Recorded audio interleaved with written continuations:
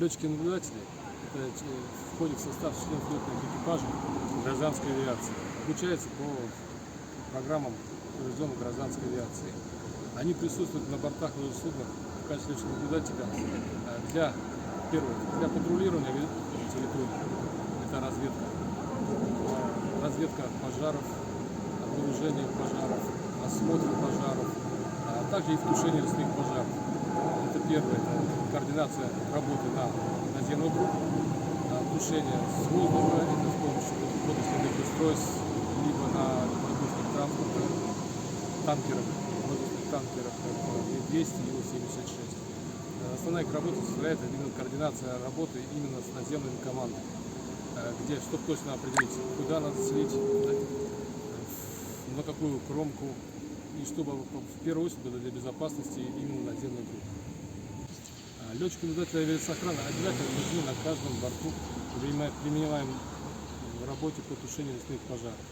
Первое, это то, что они нужны для первое, самое главное, это для координации работы наземных групп и авиационного, и всей авиации, которая именно обслуживает эти пожары. Так как есть единый штаб при тушении пожаров, который они знают всю информацию, которые делятся всей информацией, поэтому все тушение разных пожаров должно быть скоординировано. Этим занимается в воздухе летчик-наблюдатель. Самое сложное, это, конечно, это задымление. Любое задымление это связано с потерей ориентировки именно с лечением местности с карты и с другой, с местностью для главного. Во-вторых, ухудшается связь между наземными группами. Во-вторых, трудно определить, где находится все-таки кромка лесного пожара. То есть не увидеть пламя, а где проходит именно граница пожара. То есть летчик-наблюдатель охраны как раз и рассматривает эту самую главную цель. Найти кромку, где проходит пожара, то есть где идет фронт, где идут фланги, чтобы потом скоординировать и наземную группу, или перевести с одного места в другое место, либо спасти группу, потому что бывает пожар подходит очень близко, просит помощи, делаем быструю ориентировку по этим пожарам, можно легко найти, где эта группа находится, и работать.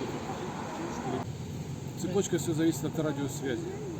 То есть чем дальше ты от базы, от места базирования, тем время увеличивается.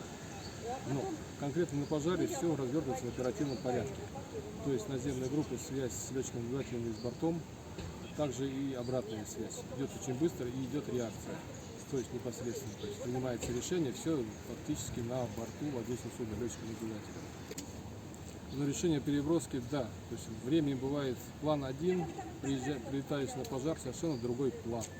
То есть там кромка ушла, там люди уже освободились, время-то идет, все удаленно, поэтому как бы все принятия решения буквально идут на минуты, потому что борт не может зависнуть, остановиться, встать, отдохнуть, как человек подумать.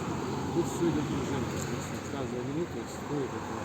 Летное время, с каждой минуты уходит самое сложное.